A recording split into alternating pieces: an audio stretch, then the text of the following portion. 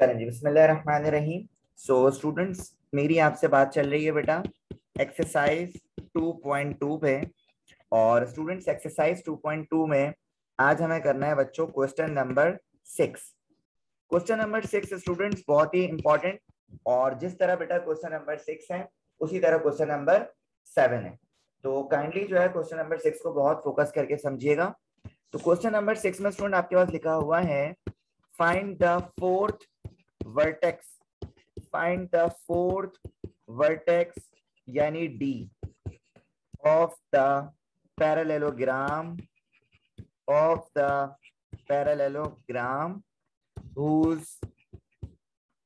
whose other three vertices, whose other three vertices are, A का vertex दिया हुआ है 1, -2, इसी तरह बी का वर्टेक्स दिया हुआ है 1, 0 और सी का वर्टेक्स स्टूडेंट दिया हुआ है 2, 1। ठीक है, कहना क्या चाह रहे हैं स्टूडेंट्स वो समझें आप क्वेश्चन में। बच्चों, आपको एक पैरेललोग्राम शेप दिया हुआ है, ठीक है, एक पैरेललोग्राम शेप दिया। अब स्टूडेंट इस पैरेललोग्राम में आपसे कह रहे हैं कि ए की वैल्यू बेटा आपके पास है 1, -2, इसी तरह बी की वैल्यू आपके पास है 1, 0 और सी की वैल्यू स्टूडेंट्स आपके पास है 2, 1। और आपसे ये कह रहे हैं कि भाई ये जो डी वर्टेक्स है इसकी वैल्यू निकालें। तो हमने इसको सपोज कर लिया x, y। ठीक है, अच्छा जी। अब डी की वैल्यू निकालने का स्टूडेंट्स बहुत ही आसान तरीका है। वो तरीका क्या है मैं आपको बताता हूँ।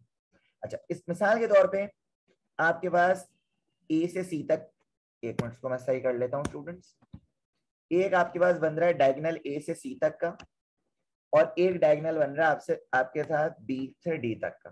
ठीक है, तो हम क्या करेंगे स्टूडेंट्स, मिसाल के तौर पे ए से सी तक के एक पॉइंट को हमने कह दिया मिड पॉइंट, इसी तरह डी से बी से डी तक का भी हमारे पास एक मिड पॉइंट बन रहा है। तो हम कैसे सॉल्व करेंगे स्टूडेंट्स, मैं आपको सिखाता हूँ बहुत ही आसान तरीके से। सबसे पहले सॉल्यूशन में आपने लिखा students, let the fourth vertex of the parallelogram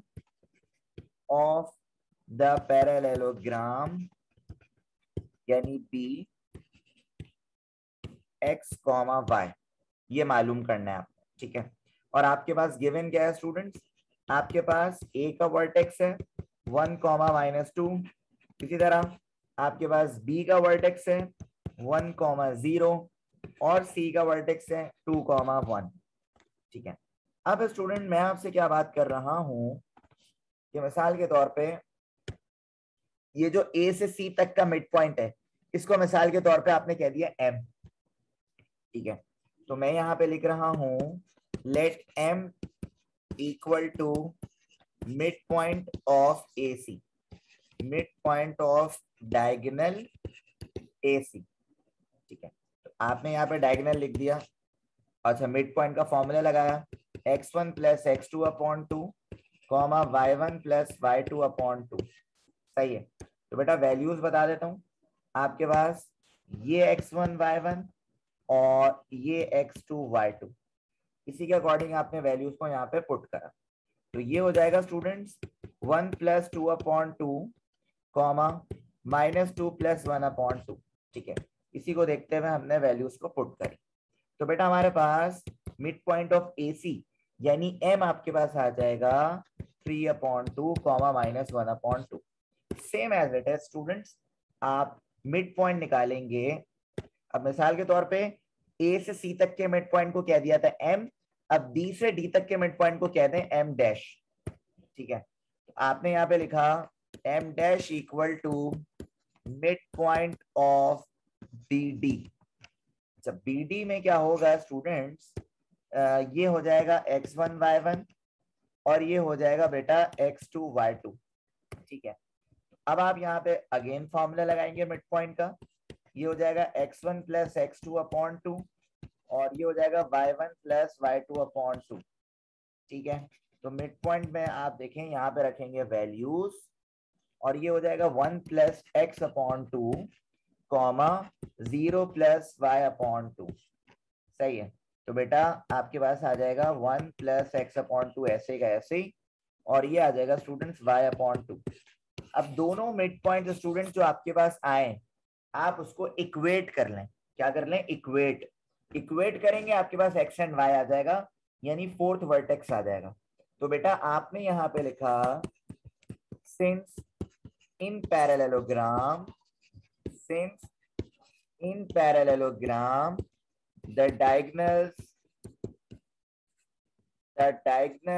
are bisect, the diagonals are bisect each other, bisect each other, और इसका मतलब m इक्वल हो जाएगा m डैश की। आपने यहाँ पे लिखा पहले mid point m 3 upon 2 comma 1 minus 1 upon 2 equal कर दिया 1 plus x upon 2 comma y upon 2। फिर क्या करोगे? पहला पहले से इक्वेट होगा और दूसरा दूसरे से इक्वेट होगा। तो सर ये हो गया 1 plus x upon 2 equal to 3 upon 2। बेटा 2 से 2 क्या हो गया स्टूडेंट्स? कैंसिल। तो सर आपके पास बचा 1 plus x equal to 3, plus का 1 यहाँ पे आ गया माइनस का 1, तो ये हो गया 3 माइनस 1 इक्वल टू 2। एक्स की वैल्यू कितनी आ गई स्टूडेंट्स? 2 आ गई आपके पास। इसी तरह आपने क्या करा? y upon 2 equal to minus 1 upon 2, तो ये 2 से 2 कैंसिल, तो y की वैल्यू कितनी आ गई स्टूडेंट्स आपके पास? माइनस 1 आ गई। तो आप यहाँ पे आंसर में लिखेंगे बेटा फोर्थ वर्टेक्स, फोर्थ वर्टेक्स जिसे कह रहे थे d x कॉमा y, ये इक्वल हो गया स्टूडेंट्स 2 कॉमा माइनस 1 के। ये हो गया आंसर। ठीक है।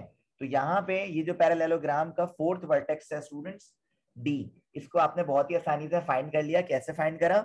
a से c तक का मिड पॉइंट निकाल लिया, b से d तक का मिड पॉइंट निकाल लिया। दोनों मिड पॉइंट निकालने के बाद आपने क्या कर दिया स्टूडेंट्स? इक्वेट कर दिया। ठीक है।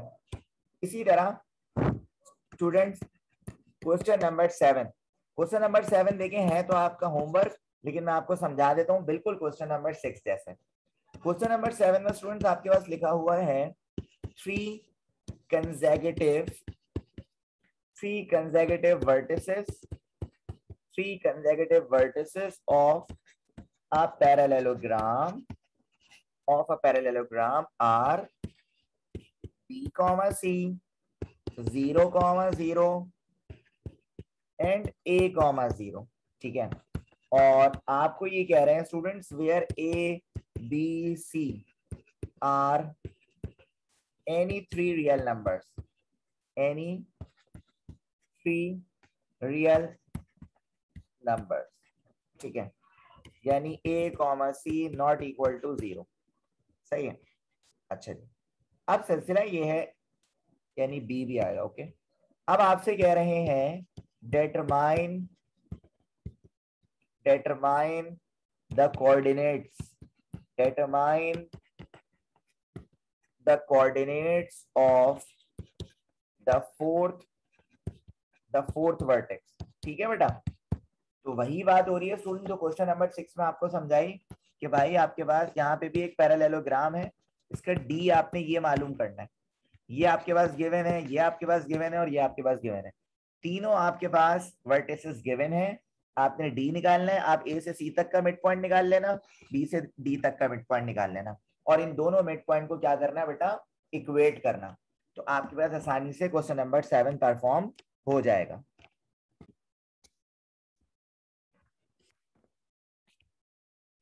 अच्छा जी, इसी तरह स्टूडेंट्स अब हमारे पास क्वेश्चन नंबर 23 है, और क्वेश्चन नंबर 23 को देखते हैं जरा स्टूडेंट क्या है। थोड़ा सा लेंथी क्वेश्चन है लेकिन इसको समझिएगा। The points L 2 comma minus 1 M minus 1 comma 4 and n minus 2 comma 2 are the midpoints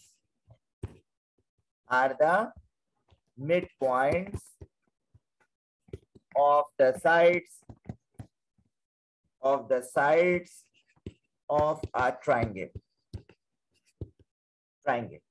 और आपसे कह रहे हैं find its vertices, अब क्या कहना चाह रहे हैं, मेरी बात को बहुत ध्यान से जरा समझिए। स्टूडेंट आपके पास एक ट्राइंगल है, ठीक है, ये आपके पास एक ट्राइंगल है।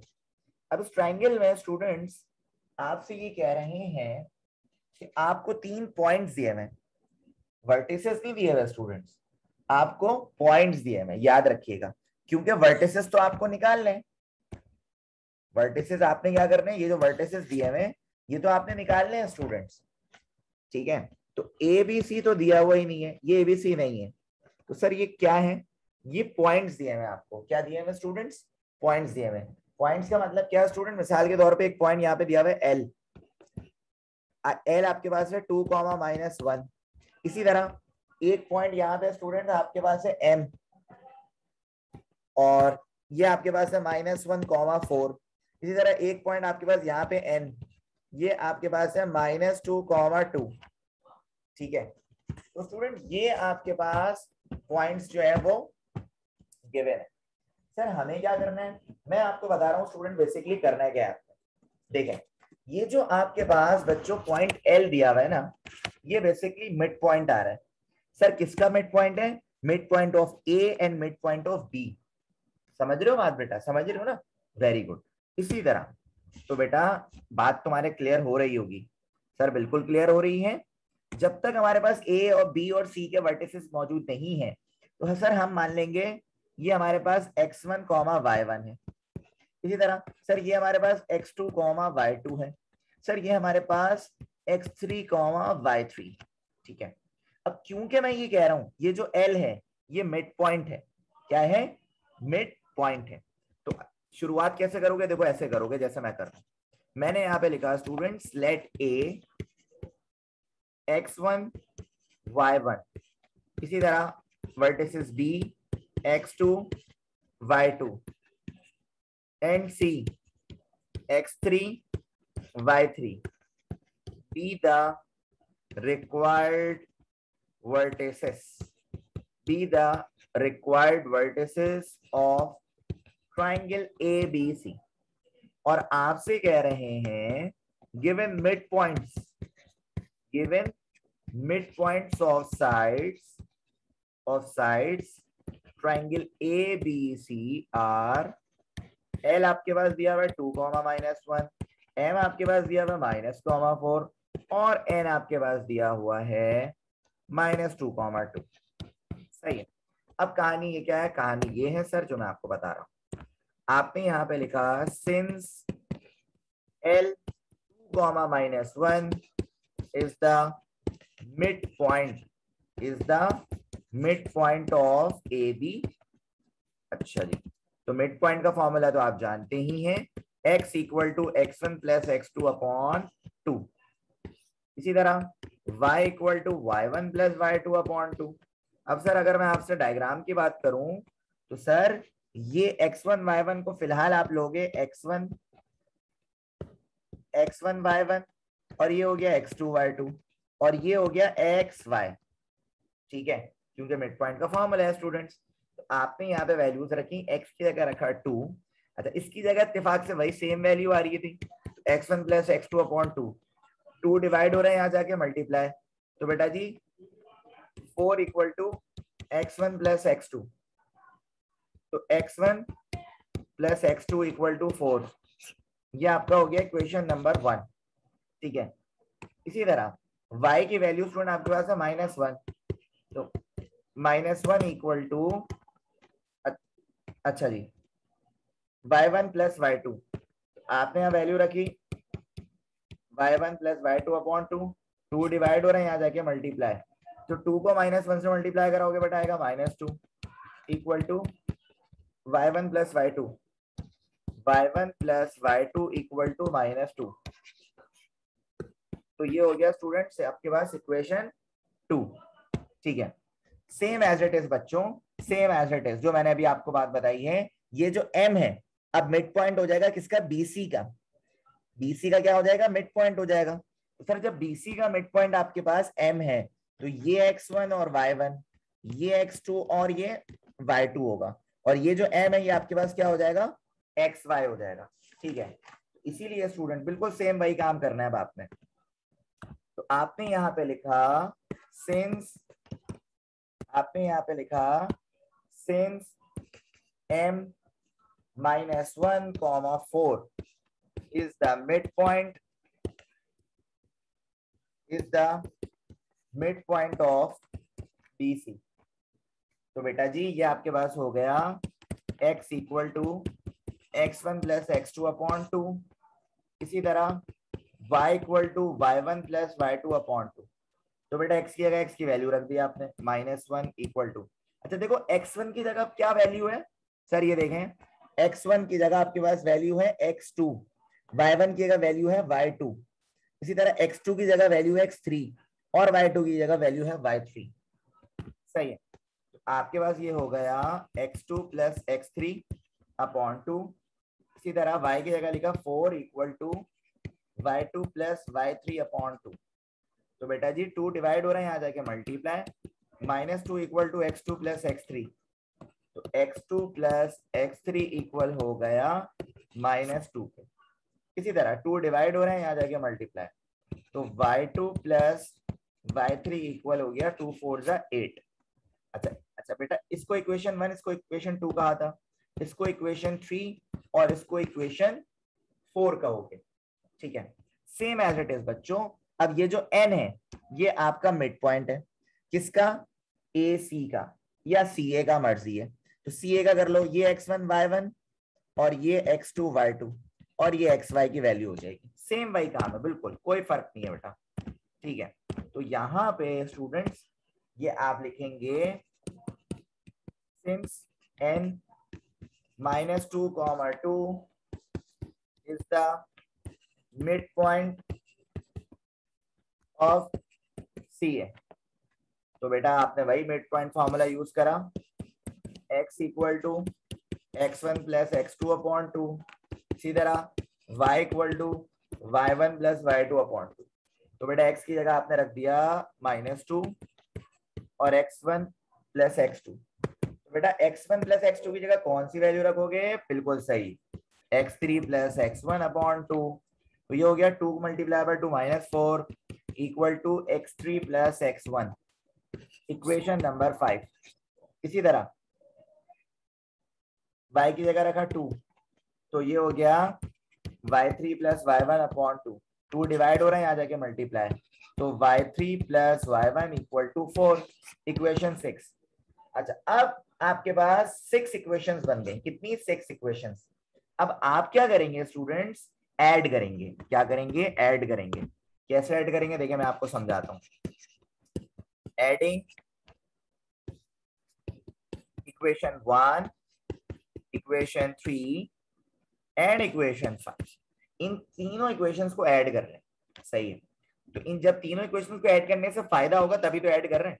x1 plus x2 equal to 4 है, x2 plus x3 equal to -2 है और x1 plus x3 equal to -4 है।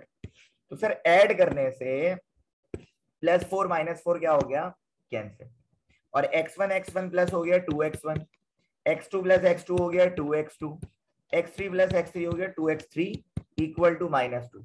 अब सब में 2 आ रहा है तो आप क्या करते हैं, डिवाइडेड बाय 2 बोथ साइड, तो आपके पास x1 plus x2 plus x3 equal आ जाएगा -1। इसे कह दो स्टूडेंट्स इक्वेशन ए, क्या कह दो, इक्वेशन ए।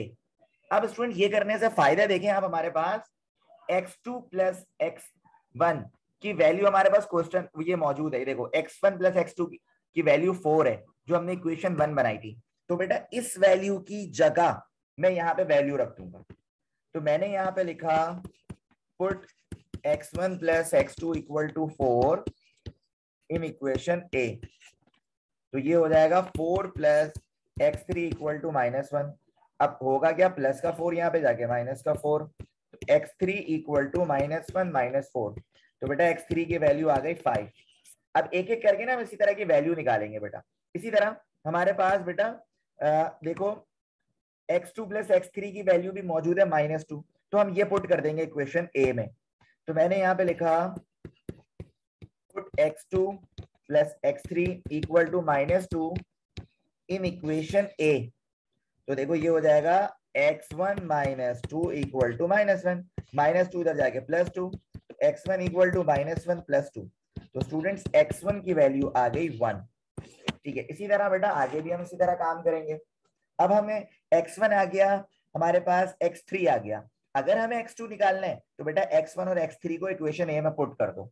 तो बेटा मैंने यहाँ पे लिखा पुट x1 इक्वल टू 1 और x3 equal to -5 in equation A. तो ये हो जाएगा 1 plus x2 minus 5 equal to -1, x2 equal to -1 plus 5 -1। तो ये हो गया स्टूडेंट्स आपके पास x2 इक्वल टू -1 प्लस 4। तो बेटा x2 की वैल्यू कितनी आ गई, 3 आ गई। तो यहाँ पे स्टूडेंट देख सकते हैं आप x1, x2 और x3 की वैल्यू आ गई। मतलब क्या, मतलब ये हुआ स्टूडेंट्स, देखो मैं दोबारा समझाता हूँ। आपको 3 वर्टिसेस निकालने थे, तीनों वर्टिसेस के आपके मिड पॉइंट्स गिवन थे। तो मिड पॉइंट को यूज करते हुए आपने 6 इक्वेशंस बनाई।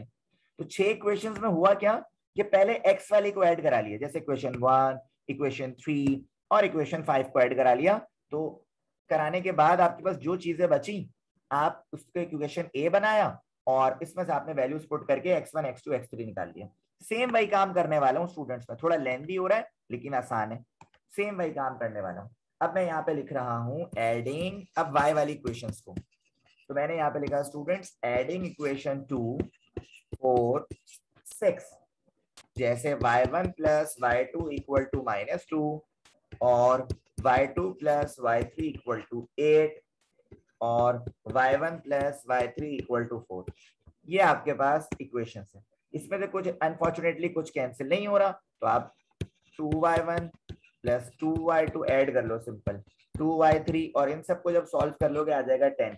इधर भी क्या करो बेटा, डिवाइड बाय 2 कर दो।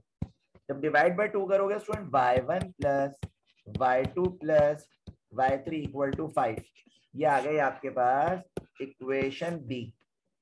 ठीक है, अब स्टूडेंट y1 प्लस y2 की वैल्यू तो आपके पास ऊपर मौजूद है ना।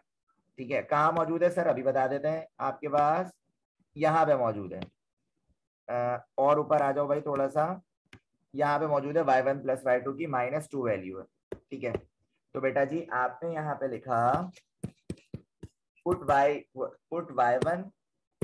y1 plus y2 equal to -2 in equation B. तो बेटा ये हो जाएगा -2 प्लस y3 इक्वल टू 5, -2 बेटा इधर जाके क्या हो जाएगा +2, तो 5 + 2। तो बेटा y3 की वैल्यू आ गई आपके पास 7। इसी तरह students put y2 plus y3 equal 8, ये भी आपके पास पीछे आप निकाल चुके हैं स्टूडेंट्स। ठीक है, इसको पुट करा दें आप इन इक्वेशन बी। तो जब इक्वेशन बी में कराओगे तो y1 प्लस 8 इक्वल टू 5, तो प्लस का 8 यहाँ पे जाके -8, तो y1 इक्वल हो जाएगा स्टूडेंट्स -3 के। ठीक है, y1 आ गया, y3 आ गया, दोनों वैल्यूज को इक्वेशन बी में पुट कर दो। तो आपने यहाँ पे लिखा पुट y1 इक्वल टू -3 और y3 equal to 7 in equation B. तो ये हो जाएगा -3 plus y2 plus 7 equal to 5। तो सर ये हो जाएगा y2 प्लस 4 इक्वल टू 5, तो +4 सर यहाँ पे जाके -4, तो y2 इक्वल टू 5 - 4, और आपके पास y2 कितना आ रहा है 1। आपके पास स्टूडेंट्स x1 x2 x3 आ गया, फिर y1 y2 y3 आ गया, ये तीनों चीज आ गई। तो स्टूडेंट्स आप रिजल्ट में क्या लिखेंगे, required vertices of triangles, triangle बल्कि एक ही ट्राइंगल था। तो ए का वर्टेक्स आ गया स्टूडेंट्स। देखो ए में तुम्हारे पास क्या आएगा, x1 y1 आएगा ना। तो तुमने कहा सर x1 y1 के लिए अच्छा y1 तो -3 है, अब x1 देखा तुमने कितना आया सर 1 है, तो तुमने यहाँ पे लिखा बेटा 1, -3। इसी तरह b आपने देखा 3, 1, इसी तरह c आपने निकाला -5, 7। तो ये रहा स्टूडेंट आपका आंसर। और स्टूडेंट्स आज के लेक्चर में हमने क्वेश्चन नंबर 6 कराया, 7 आपको होमवर्क दिया और क्वेश्चन नंबर 23 कराया। और इसी जैसा स्टूडेंट आपके पास क्वेश्चन नंबर 5 है, सेम करना चाहो तो कर लेना स्टूडेंट्स। ठीक है, तो ये था स्टूडेंट आज का हमारा लेक्चर।